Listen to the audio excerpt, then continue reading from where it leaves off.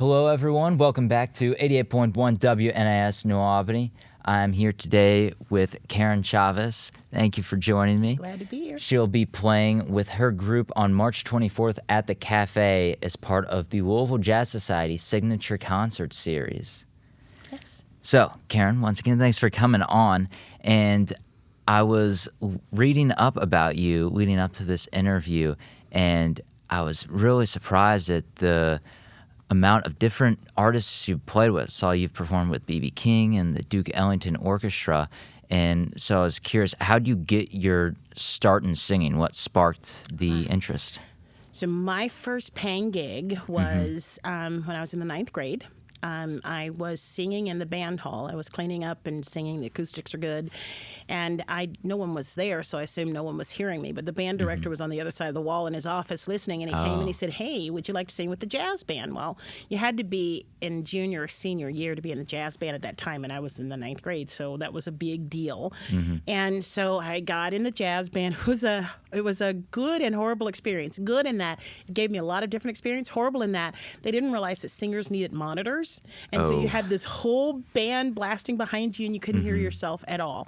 And I didn't know I needed a monitor and I'm just trying to sing. So I did that for a while, and then I was approached by a commercial producer who came and asked if I'd sing jingles. And so I started singing jingles, and then I became the Westwood Lumber Girl, and I sang their commercials and the commercials for the local spa. And I did that, which is a great job for a ninth grader. And I did that ninth grade, 10th grade years, and then just started singing locally. One of the clubs, they served alcohol, so my parents, somebody had to go with me that was a parent. So usually my dad went with me, and I just sang in the club, and it was with a little jazz trio. And that's kind of how I got started singing. But for all of my life, I was listening to all different kinds of music. My dad loved blues and country, and that's what he played, Willie Nelson, Charlie Pride. And my mom loved jazz, big band jazz, and she loved Sam Cooke also, and Billy Eckstine, and sort of that style of music. My oldest sister was into soul music, Aretha Franklin and Otis Redding. My brother was into funk, Parliament, and all of that. And then my sister, immediately older than I, was deep into classical music. And my mom played piano, and she played for the organ for the church. So a lot of classical music was played in our family. So I had all of this music going on around, and all of it seemed very familiar to me. So it's not unusual that I sing. I write a lot of country music. I've opened for Joe Diffie when people say Duke Ellington and Joe Diffie. Just kind of what I came out of. So it seems natural to me. I'm familiar with all of it, and I like to sing and write in those different genres. Awesome. And so it sounds like you grew up around pretty much every genre you could possibly been exposed to. So is there anything about jazz music that you like in particular, or that you feel is different from the other genres? Yeah, so my favorite, so we had this wall in our living room. It was this big mirrored wall. Yeah. My mom's designing. And that was my Carnegie Hall. And my favorite album of all the albums that I was allowed to play from my mom and my dad and my siblings was Ella Fitzgerald live at Carnegie Hall. Ooh. So that's kind of where I got my love for jazz. And what I love about jazz is that it's everything and anything in some real ways. Once you kind of know what you're doing in the genre, you can do anything. And I loved Ella Fitzgerald for the fact that she had fun. You listen to her play, you listen to her sing. I think she's one of the top of the list vocalists that I think of as also being an instrumentalist. What she does with her voice is more than singing, and she just seemed to have fun. You'll hear her laughing when she's singing. You'll hear her laughing when she goofs a lyric. You'll hear her laughing when she goes off on a riff and comes in a place that she didn't necessarily intend and has to find her way back. I loved her sense of joy that she brought to the music, and the sense of let's just give it a go and see where it turns out. I love Miles Davis was a whole different direction, I guess, on jazz. But one of the things I love about Miles Davis was that he insisted that solos weren't played the same way twice. Yes. He really wanted people to experiment, and it was better to get it wrong than to be safe. And that's what I love about jazz. And I kind of try to live that way in the band. We don't have a rehearsal and say, oh, we're going to play it like this.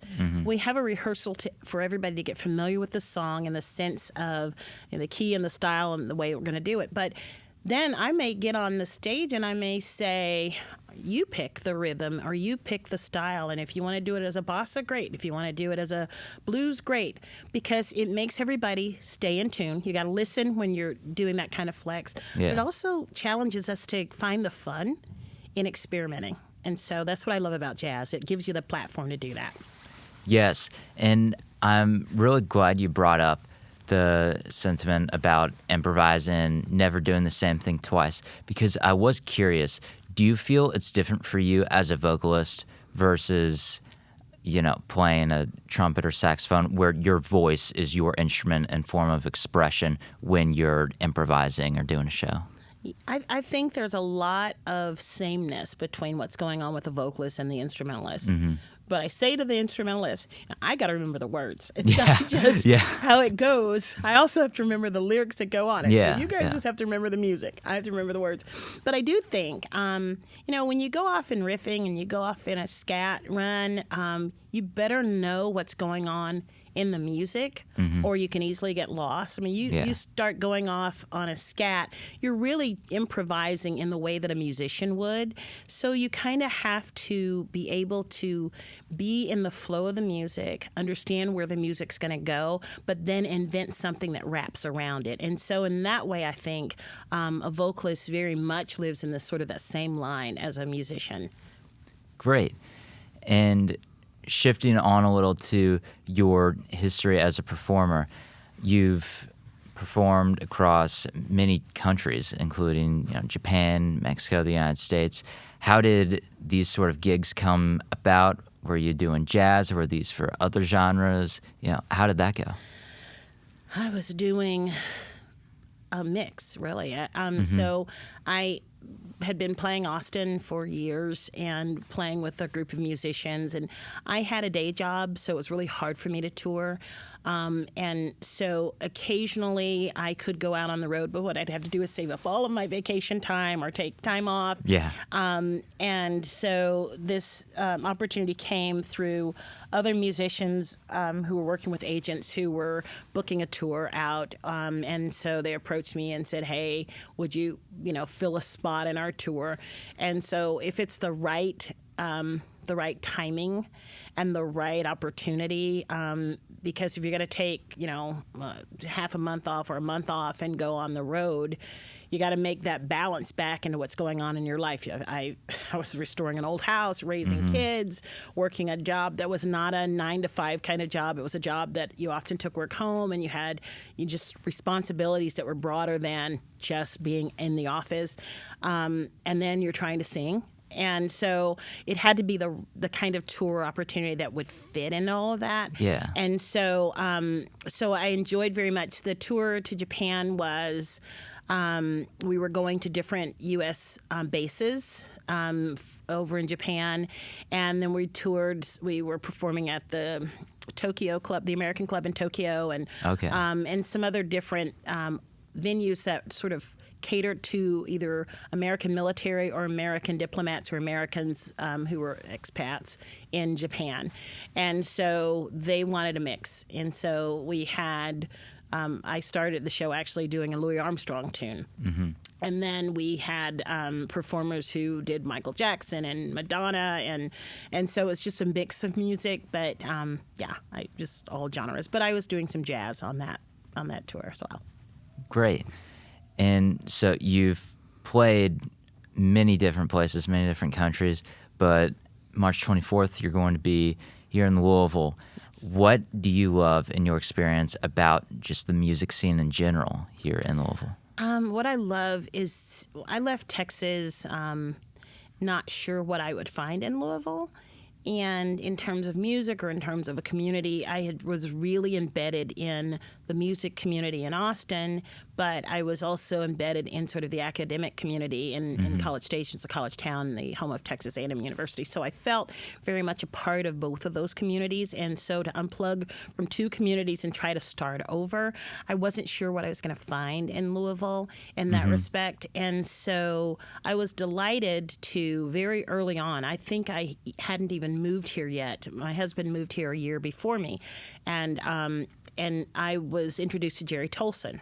Okay. And that was just such a gift because Jerry, if you know him, is just such an affable individual. And we started playing, and he introduced me to other musicians, and we really just had a great opportunity to play and get into different venues. And so I enjoyed playing with him, and that was kind of my introduction because he's so embedded in the community. It was easy for him to make introductions, and he really did help me a great deal in navigating this, getting into the Louisville music scene. And so I've always had a space in my heart for Jerry for his generosity in that respect.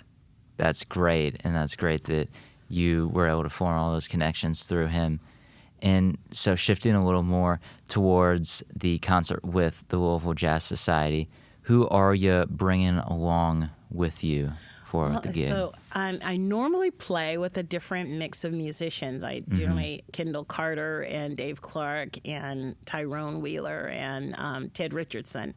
But when this call came, Kendall Carter's in the middle of was in the middle of having a new baby who was due in February, and then his birthday fell on the March date, so I didn't work out to have Kendall, and so then I had to get a sub for Kendall, which in the form of Wade Honey, whom I've played with many times before, and I'm excited to be playing with him on this gig. But then so we had to configure musicians that kind of he was more used to playing with, and we were trying to get that familiarity in the music, and I can just sort of fall in there as a vocalist. So I'm not with my usual group of musicians for that reason. So I'm with Wade Honey and Zach Kennedy. I've always played with Zach for years and enjoy him very much. He's a very creative drummer. And a new bassist to me. He's new. I've played, I think, one gig with him.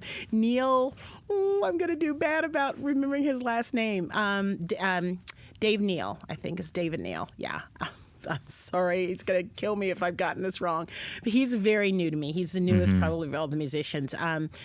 But I'm excited about this is presenting an opportunity. I write a lot of music in different genres, and I have some jazz tunes that I've sort of had sitting over in a corner, and I thought, I might pull some originals out for this event. So I'm excited about doing that, and Wade and I are actually looking for a date to get together.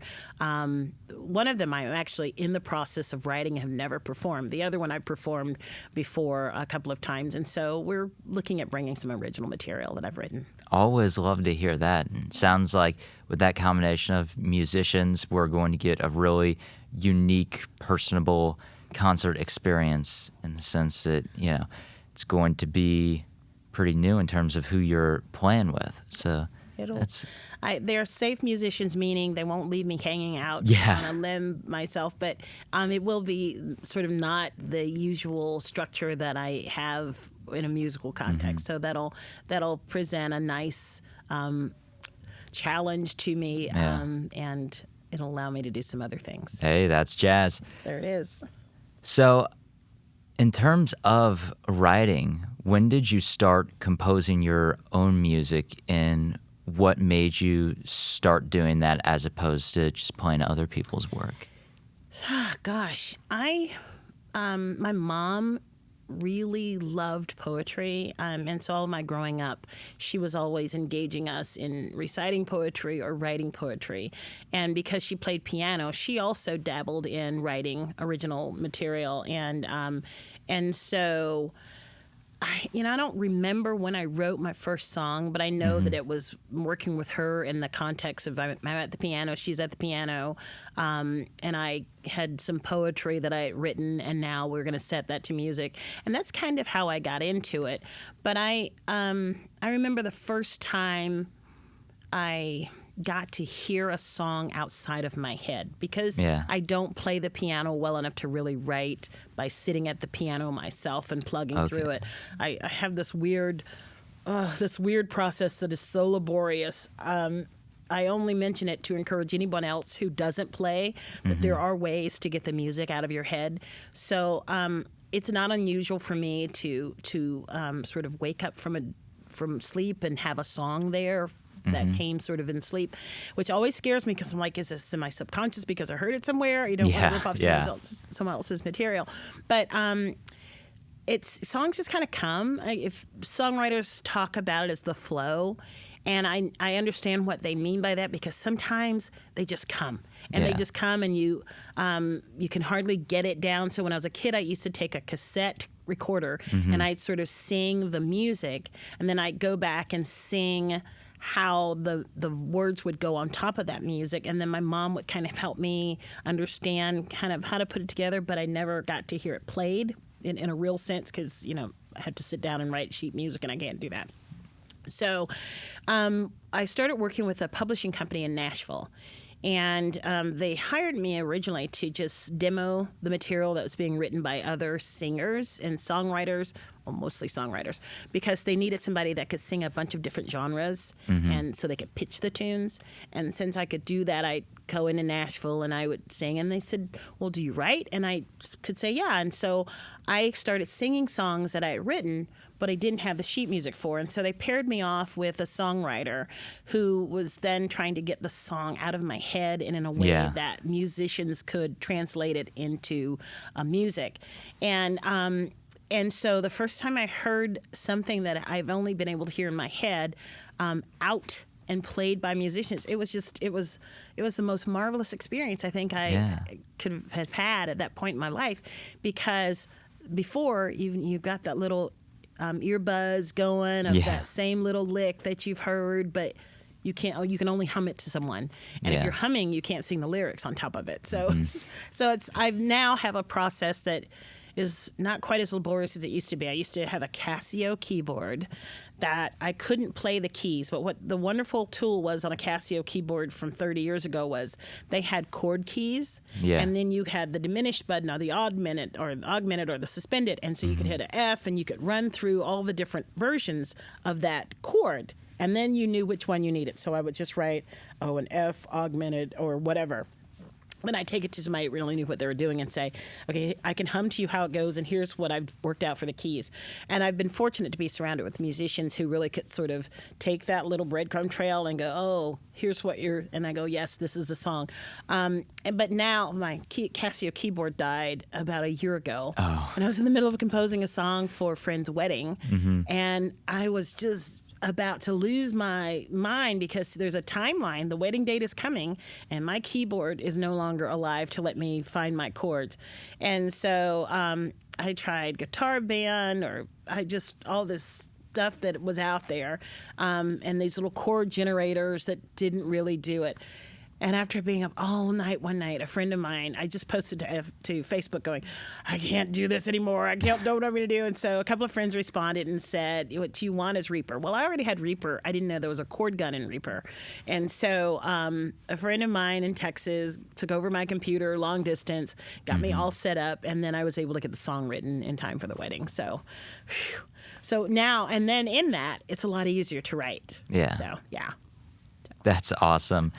So for Sunday's gig, are you planning on doing solely originals, or are you going to mix it up a little? I'm going to mix it up because I love the jazz tunes that are in the catalog, right? The stuff that everybody's heard. Yeah. What we like to do is try to put our own spin on it. And so we'll do some of the tunes that people are familiar with, and we'll do, in the 2 weeks that we have, we'll figure out how much original material we can digest and present. But we'll do some tunes that are familiar, and we'll try a couple of originals. Sounds like we'll have a little bit of everything, stuff people can sing along to and stuff that they'll be hearing for the first time. So that's great.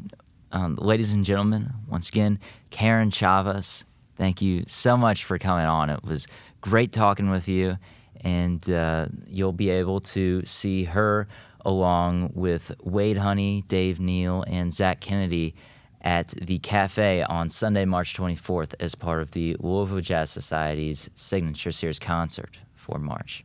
Thanks for tuning in. Thank you.